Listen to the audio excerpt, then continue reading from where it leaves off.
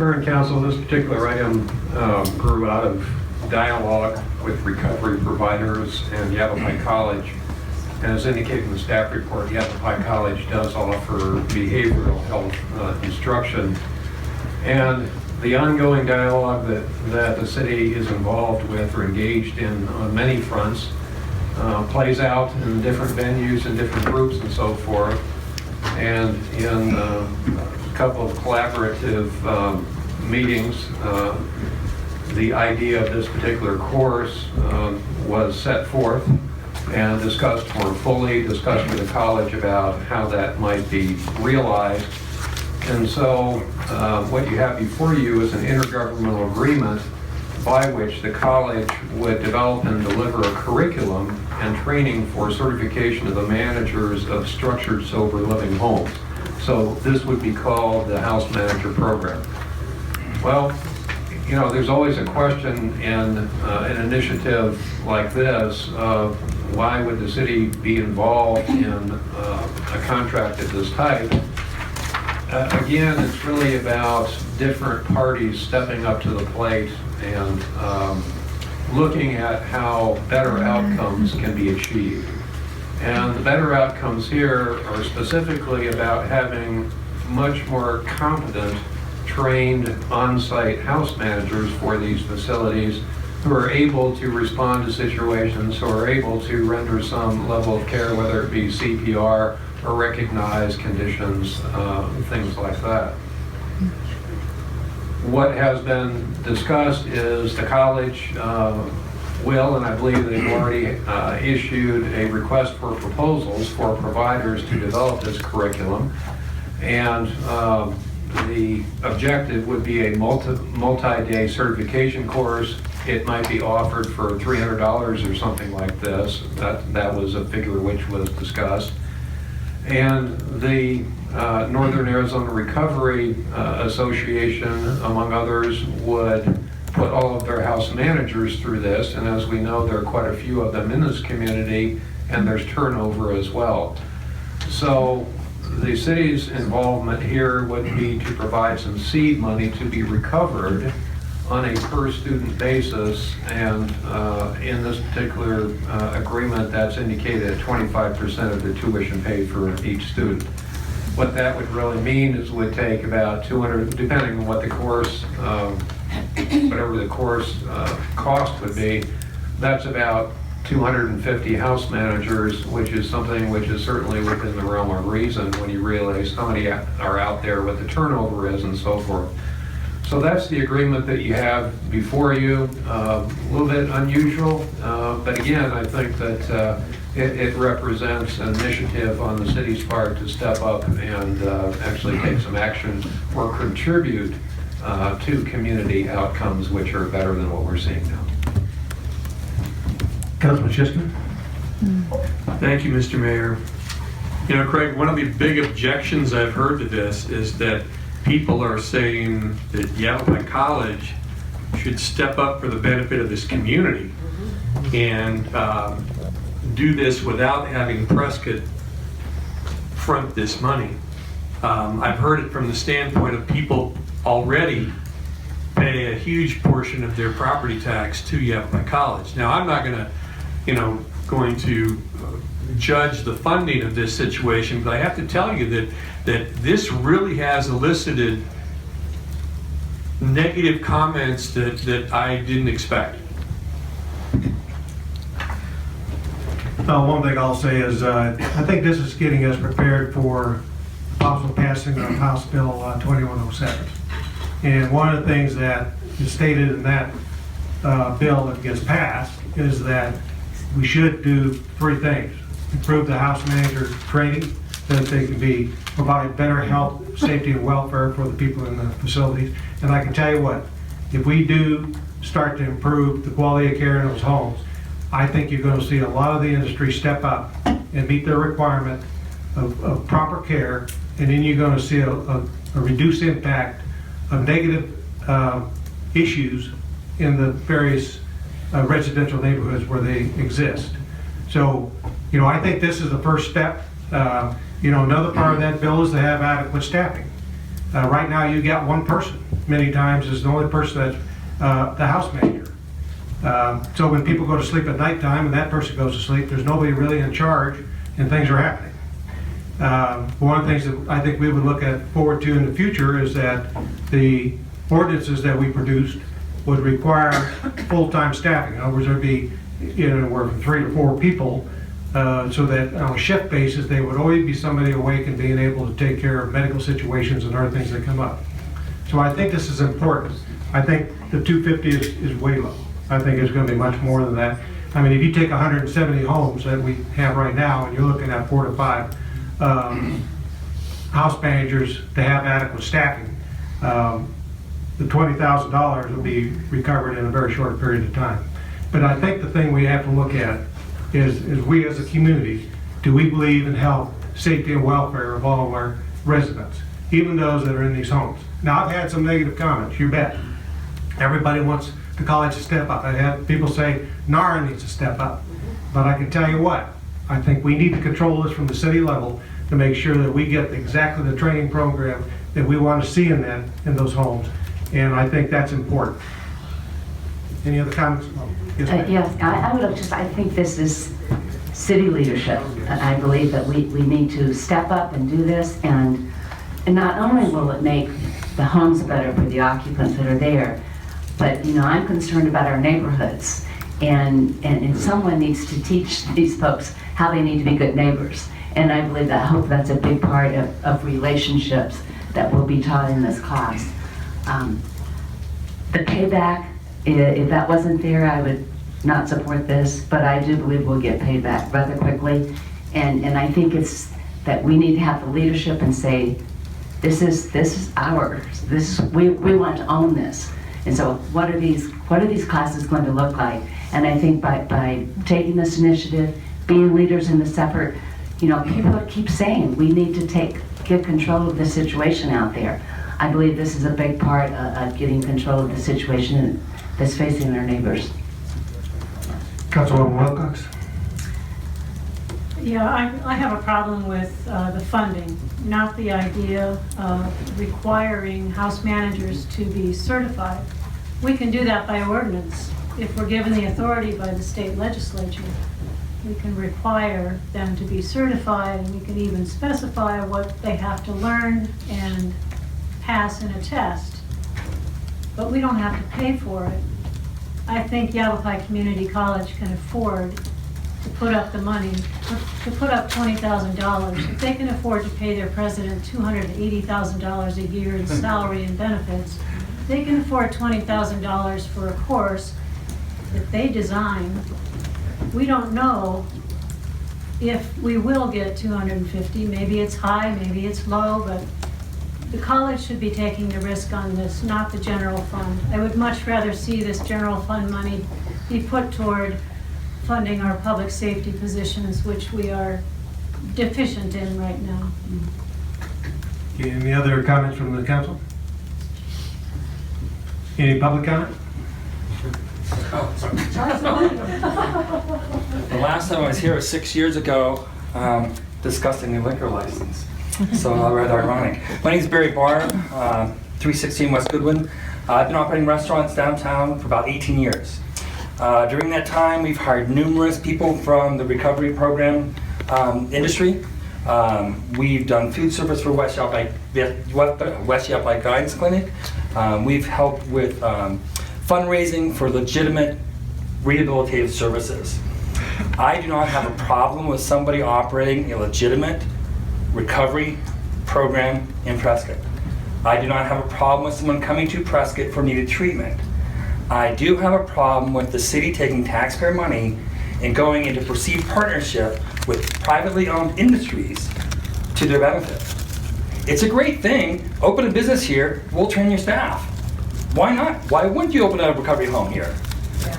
We pay, and as you've heard, we pay $600 some a year for absolutely nothing. We get no staff training. We don't get that. We are now going to pay additional money through the licensing fee. Well, why don't you pass the licensing fee onto the recovery homes to pay for this program? I just don't think it's the right way to go about it. I'm not opposed to the idea, but the resolution that is online doesn't have an expense, how much the city's gonna spend, who's gonna design the program, how we're gonna get the money back. It's not in the resolution, so I've not seen that. If it's there, it's not online today.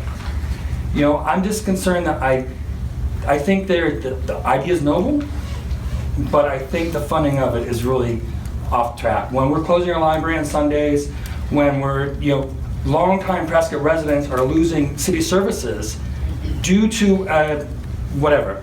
I just don't think it's a good way to go about the funding of it. I'm not opposed to the idea. I'm not opposed to the industry. I think more additional policy and policing of it is required, but I don't know that this is going to bring that out about. So that's it. Anyone else? No, go ahead. Go ahead. Hi, Sandra Smith, Mayor, Council. I have a question. Is HUD going to allow us to insist that they be trained managers in all these homes? Well, they do in the licensed ones. Oh, just the ones that are licensed licensed by ones. HHS, Health and Human Services in Phoenix. They're So- required to have trained operators. The big problem we have is that HHS is not willing to do that for anybody that doesn't have some kind of medical capacity, like an intensive outpatient clinic as part of their Mhm. operation. And so those are basically flying under the radar, and they don't have any training. And they're the ones that are the problems most of the I time. think in my discussion with the industry, that's correct. Mhm. Just wondered about that.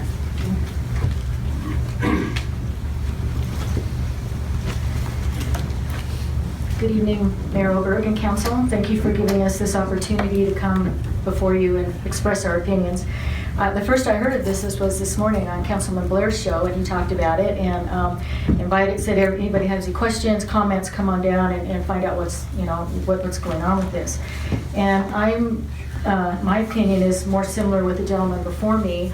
I don't see why we should just cut the city out as the middleman, why the college can't work with, this is a private enterprise program. I mean, the city can be involved to see that certain things are covered, but all these depend on the new laws, right, that are going to be passed from the state senate. If those laws come down, is what this program is going to be to enforce the new laws if they're passed through the state senate? Is that what this is?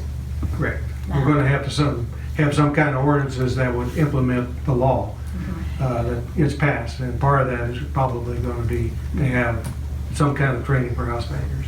Okay, so the $20,000, are you going to mandate that even the homes that have already been established, that they say are grandfathered in, are they going to be mandated to send people to this is it going to be mandated for every sober living facility in Prescott for them to have a trained through this program person in their home? Is it going to be mandated that they're going to have to do I'll that? probably have to go to the attorney on that. Well, you know, if House Bill 2107 passes, it makes it through, or even gets a vote, and is adopted, that just empowers the city to then adopt regulations affecting the operations of community residences or group homes, sober living group homes.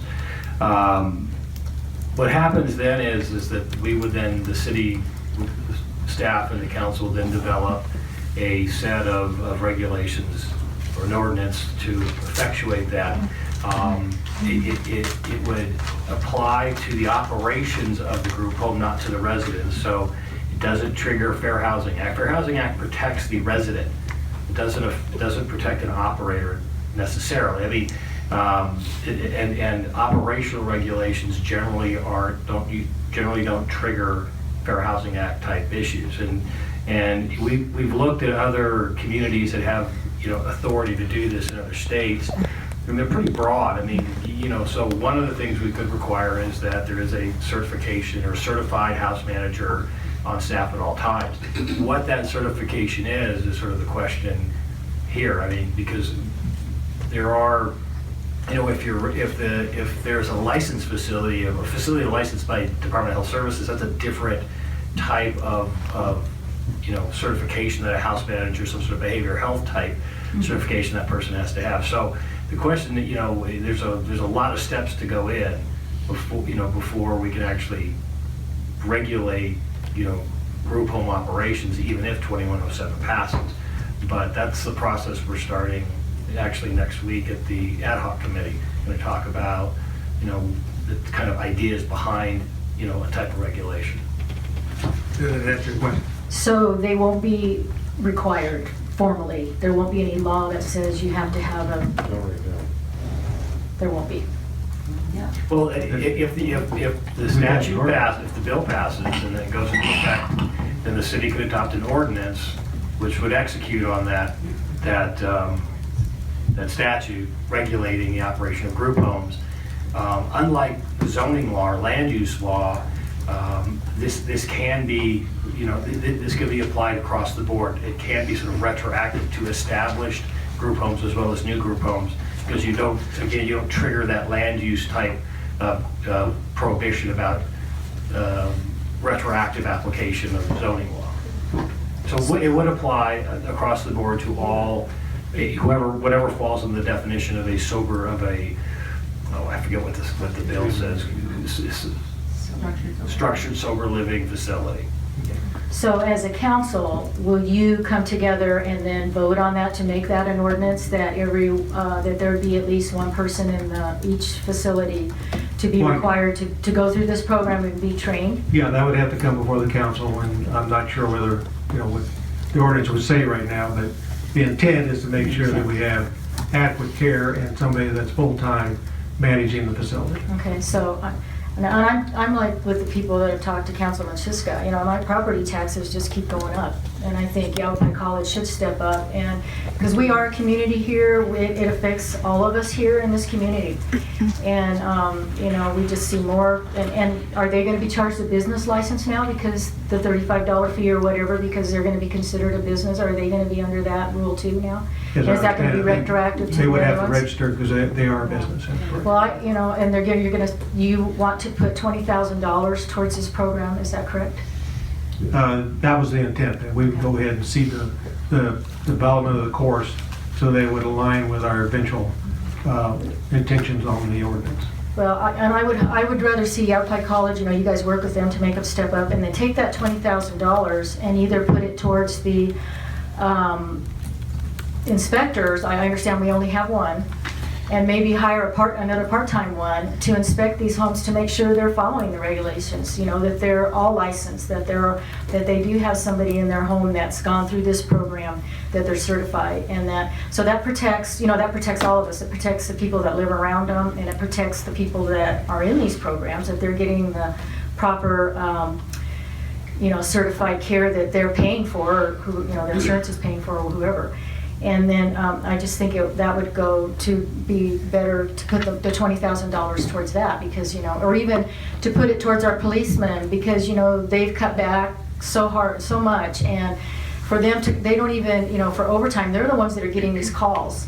So they don't have the money in the fund right now because, the cutbacks and everything. So when the police get these calls, they don't have the manpower, so maybe that could bring another policeman, take the $20,000 to have it on there for them to help with the calls on these homes. When they get the calls, then they need to go out and investigate what's going on. I just wish you would really consider working with Yavapai College and asking them to step up, like Councilman Wilcox said. I think it would just be better for the taxpayers. Okay, thank you. Thank you. Councilman. Yeah, I'd just like to say, Sherry, I want to thank you for coming forward and bringing forth those ideas and coming down today and taking your time. The intent here is for us to get in front of this issue and to get this ball rolling quickly. And once this bill passes, then we're going to be able to come forth with what we want in our city to have ordinances for these sober living homes, so we get a handle on this, because everybody's asked us to do that for the last year. I've heard so many people say the city needs to get a handle on the behavior, things that are going on in our neighborhood. So I believe this is just an effort of the city, and I understand what you're saying with regard to Yavapai College. I certainly do. And I also think too, if the council does this, and I know we all want to help, but you kind of set a precedence for other private organizations, that might come forward and say, well, you helped out the sober living, even though it is a private group.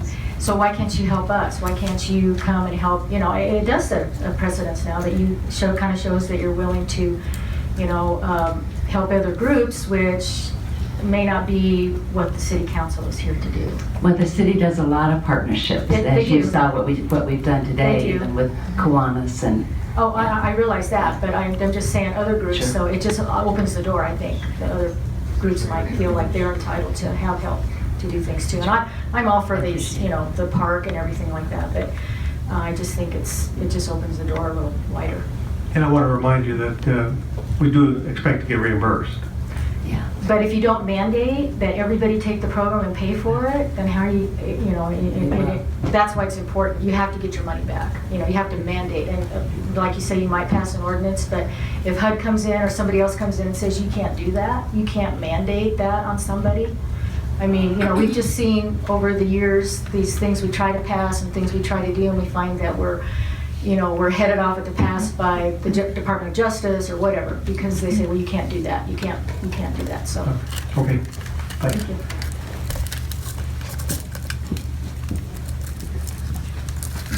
Feel good. I hope it's appropriate that I make some comments here, even though I'm a member of the Sober Living Structured Sober Living Home Committee. I do want to emphasize that the purpose of the committee is to try to create as safe as possible environment for these residents. And clearly, without regulation, some of these sober living homes are not safe. We have people that are designated as group home managers and have absolutely no training.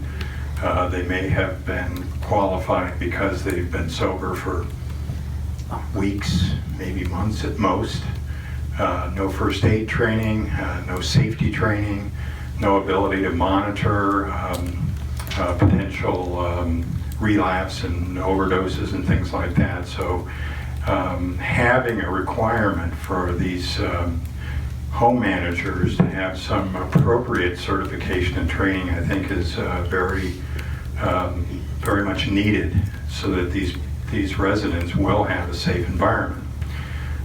Whether the city can designate that this particular program is required, I'm not sure if that can be done, but certification of some reliable sort be required, I think could be included in those ordinances. So I would certainly support this. I think most of the comments I've heard that are objectionable about taxpayers subsidizing Yavapai College in this program. Now, according to at least the draft ordinance here, the city gets paid back by a 25% commission, I suppose you could call it that, on these on the tuition being paid. But if it's expected that the city is going to recover its costs, why wouldn't Yavapai College keep that commission and pay for the development of the program on its own? That way there's no taxpayer money going to this college, and they can develop the curriculum, they can keep the full amount of tuition, and we don't have to worry about setting precedents or spending taxpayer monies inappropriately. That's my comment. Thank you. Anyone else? So, Mr. Mayor, can I ask, I'm sorry. Can I just ask a quick question here? Would it be possible to defer this until we're able to get some comments or have some conversation with Yavapai College? Sure. Yeah, we can do it. I mean, we could be voting on something that we maybe don't even need to vote on, because maybe we can get a concession or work with them. I know we want to have a handle on a lot of what's in that program. But just, Let's see what, That's I think procedurally, you could just make a motion to continue this to, a future meeting, and then direct staff to go and do whatever you wanted to do. I'd like to make a motion that we continue this at a further meeting. Second? yeah, motion and second vote, please.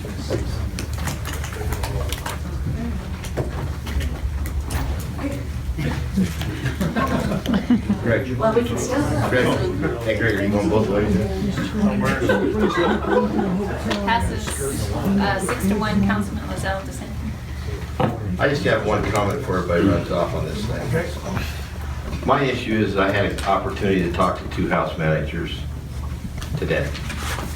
And there's no guarantee if the money is spent or the city's reimbursed those house managers even stay there more than a week. With what they're paid, they move from house to house, and most of them don't even stay around, or most of them fall off the wagon, and then all of a sudden they're back in the program. When I asked the 2 gentlemen that I talked to, and I know them specifically, they said that they would be more than happy to do that, which would give them a further foothold on getting involved in the medical world of becoming a CNA and moving on to make more money than a house manager. So the question becomes, how valuable and how much money are we going to put into this when people have the ability to be transient and to move? Right. Okay, thank you. Like I always do in the past, I like to just have a quick comment from our founding fathers. The highest level of prosperity occurs when there is a free market economy and a minimum of government regulation.